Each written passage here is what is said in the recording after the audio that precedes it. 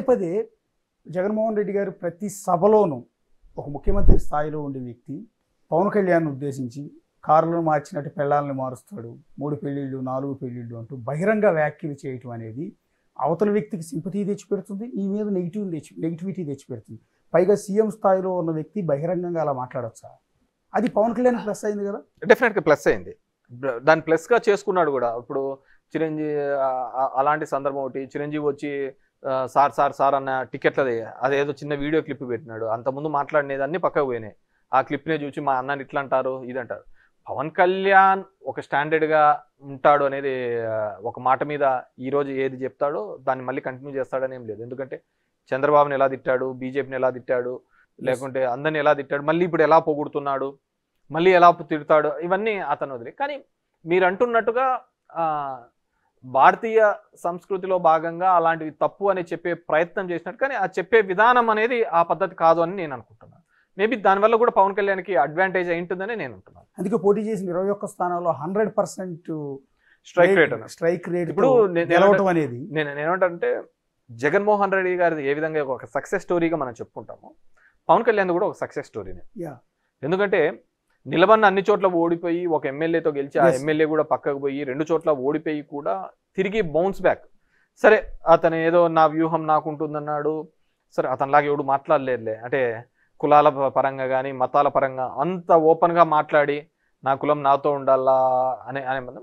So what ever maybe తన ఆ 21 మందిని కూడా గెలవడంలో కూడా ఒక సక్సెస్ స్టోరీ. ఎందుకంటే దీనికి సీజనల్ పొలిటీషియన్స్ తప్ప, ఈ విధంగా రాజకీయం ఒక వృత్తిగా ఉన్న వాళ్ళే ఈ విధంగా బౌన్స్ బ్యాక్ అవుతారే తప్ప, మిగతా వృత్తుల మీద ఉండి సినిమా లాంటి వృత్తులో లేకుంటే మిగతా వ్యాపార వృత్తులో ఉండి ఇది ప్రైమరీ ఇంట్రెస్ట్ కాకుండా మిగతా దాని మీద ఉన్న వాళ్ళు ఇలా బౌన్స్ బ్యాక్ కావడం చాలా కష్టం.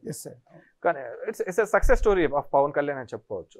అండ్ ఆ 21 కూడా చాలా స్ట్రాటజికల్గా తీసుకున్నాడు, సక్సెస్ చూపించినాడు. సో భవిష్యత్తులో బేసిక్గా ప్రశ్నిస్తామని పెట్టిన పార్టీ అది పోయింది, తర్వాత ముఖ్యమంత్రి అనే పార్టీ అది వెళ్ళిపోయింది, ఇప్పుడు సపోర్టివ్ పార్టీగా డిప్యూటీ సీఎంగా ఆయన ఉంటున్నాడు.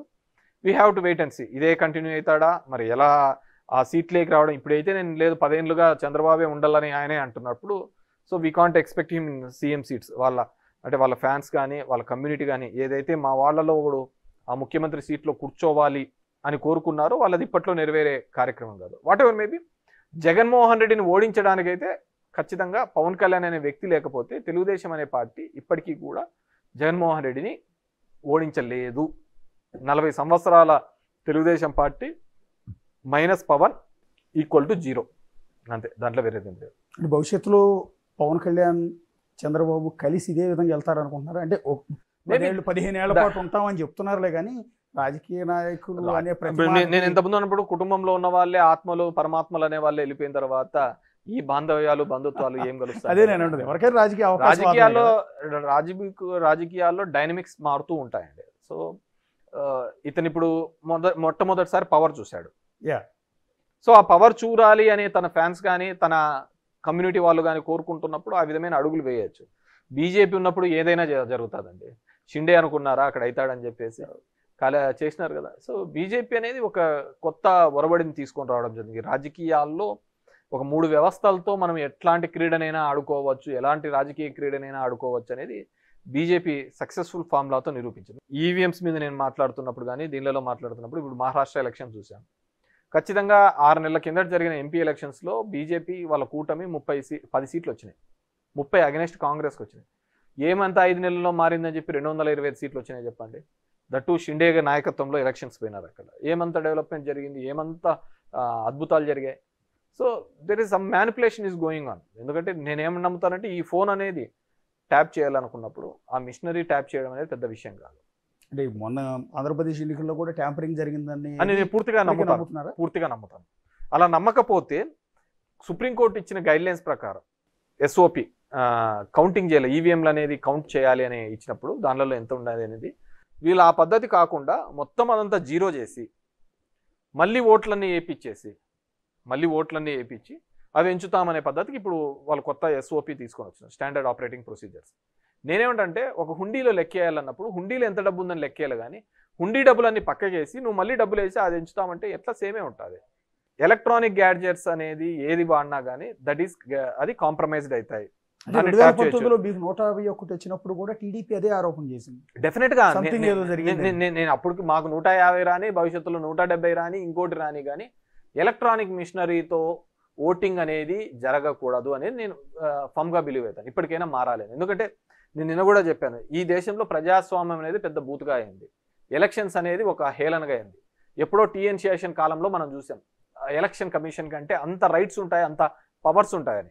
ఎందుకంటే నేను కూడా చెప్తున్నాను, ఇప్పుడు 94లో మా నాన్న ఇండిపెండెంట్గా నిలవనప్పుడు 500తో ఓడిపోయినప్పుడు మేము రిగ్గింగ్ చేసుకున్నాం. 99లో రిగ్గింగ్ చేసుకున్నాం.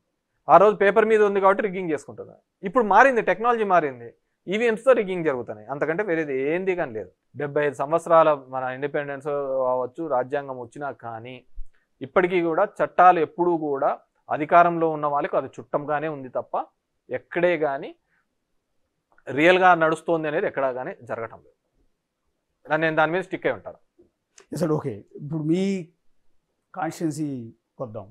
ఇప్పుడు మీ ఓటమి సత్యకుమార్ మీద కాకుండా పరిటాల శ్రీరామ్ మీద అయి ఉంటే బాగుండేది అని అనిపించింది ఎప్పుడన్నా? ఎవరి మీద ఓటమి రాకూడదనే కోరుకుంటాము. దానికి అంటే ఓడిపోవటం అనేది ముందు వచ్చిన సత్యకుమార్ ఏ దెబ్బ అయితే వాంతో కొట్టించుకున్నా, ఈయంతో కొట్టించుకున్నా ఒకటే దెబ్బలే కదా పడేది. అలానే కదా నేను అనేది. బేసిక్గా ఒక రాజకీయాల్లో మీరు ఇంతకుముందు అన్నట్టుగా ఎందుకు నిస్తేజపన్నారు, ఎందుకు అంటే అరే నేను 5 ఏళ్ళు 6 ఏళ్ళు అంటే నాకు మొదటి నుంచి కూడా నా ధర్మవరం నియోజకవర్గంలో, సరే ఇప్పుడు సోషల్ మీడియాలో వచ్చి గుడ్ మార్నింగ్ అనేది తెలిసిండొచ్చు, కానీ నేను 2008 నుంచి తీసుకొని వచ్చి ధర్మవరం నియోజకవర్గంలో జరిగిన ప్రతి అభివృద్ధికి కూడా కారణం నేను. మీరు ఎక్కడైనా ఏదైనా చూసుకోండి, అది నా పేరు మీదనే ఉంటుంది, నేను చేసిన అభివృద్ధి. కానీ సరే అంటే నా సొంత డబ్బులేం కదా, ప్రభుత్వం నుంచి తీసుకొని వచ్చి ఒక వారధిగా నేను పనిచేసినాను. ప్రజలకు అందుబాటులో ఉన్నాను. ఎన్నో అలిగేషన్స్, ఎన్నో తిట్లు, అనవసరమైనవి అన్నీ భరించి అన్నీ చేసి ప్రజలకు అందుబాటులో ఉండి ఒక పేదవాడికి ఏ కష్టం వచ్చినా, ఇప్పుడు నేను 27,000 ఇండ్లు మిగతాదంతా సెంటు కట్టించిన, నేను 2 సెంట్లు ఇచ్చిన. అన్ని చేసిన తర్వాత ఎవరో ఒక 2.5 నెలకు వచ్చి అతను ముఖ్య ఎవరు తెలుదు, మొహం ఎవరు తెలుదు, ఎలా ఉంటాడు తెలుదు, అతని ఆలోచన విధానం తెలుదు, అతను చేసిన మంచి ఎందుకు చేయడం తెలుదు, ఊరికనే ఒక హైప్ మీద 2.5 సంవత్సరాలు మా కులమనో లేకుంటే ఇంకోటనో ఓట్లు వేసి గెలిపిస్తే ఇంకా మనం పని చేయడం వల్ల ఏం ఉపయోగం అనేది నన్ను నిజంగా చాలా బాధించింది. 4 పిల్లలా? పెద్ద పాప ఎవరు? ఎంతరా నీ వయసు? 7. నెక్స్ట్ పాప ఎవరు? నీకెంత? 5. 3 ఏళ్ళ పాప ఎవరు? 3 ఏళ్ళు. సంవత్సరం పాప ఇది ఉయ్యాల్లో ఉందా? ఇప్పటికైనా యుద్ధం ఆగిందా లేదా? కుటుంబాన్ని అంతా వదిలిపెట్టి ఇప్పుడు నేను బయటికి కనపడేంత వరకు నేను తిరుగుతున్నాను. నా వైఫ్ తిరిగింటుంది, ఒక 2-3 సార్లు తిరిగింటుంది టౌన్ అంతా. మా తమ్ముడు తిరిగింటాడు, ఒక 3-4 సార్లు తిరిగింటాడు. ఏ కష్టం వచ్చినా ఎంత అంటే అంత డబ్బులు ఇచ్చింటాడు. పిల్లల చదువు కోసం కష్టం ఉన్న ప్రతి చోట కూడా సాయం చేసింటారు. సరే ఇప్పుడు కొత్తగా వచ్చినాడు కదా, చూడండి అతన్ని కూడా చూడండి, 2 నాళ్ళు ఏం తప్పు ఉంది. అతను చూసిన తర్వాత నాకు కూడా టైం దొరికింది నా ఫ్యామిలీతో స్పెండ్ చేసుకోవడానికి, నాకున్న చిన్న కోరికలు తీర్చుకోవడానికి. నీకు కోరికలు తీర్చుకొని వస్తాను. పార్టీ ఆదేశించిన కార్యక్రమాలన్నీ పార్టిసిపేట్ చేస్తా పోతాం. మేబీ నేను భవిష్యత్తులో కూడా ఆ విధంగా గుడ్ మార్నింగ్ అనే కార్యక్రమం పేరు మీద నేను అంతగా కూడా తిరగలేనేమో. ఇంట్రెస్ట్ పోతుంది కదా ఆటోమేటిక్గా. ఇంత కష్టపడినా కానీ లాస్ట్ వచ్చే ఎవడో గాలికి అట్లా గెలిచిపోతా అంటే మనకేముంటుంది, ఆ రోజు మనం గాలి ఎట్లా వస్తే అట్లా చూద్దాంలే అనే పద్ధతికి వస్తుంది. కానీ డెఫినెట్గా మా పార్టీ తరఫున కావచ్చు, ప్రజల తరఫున కాబట్టి ఏ కష్టం వచ్చినా కానీ డెఫినెట్గా నిలబడతాను. ఎందుకంటే నాకు ఇంకో వృత్తి తెలియదు, నాకు ఇంకో విద్య తెలియదు.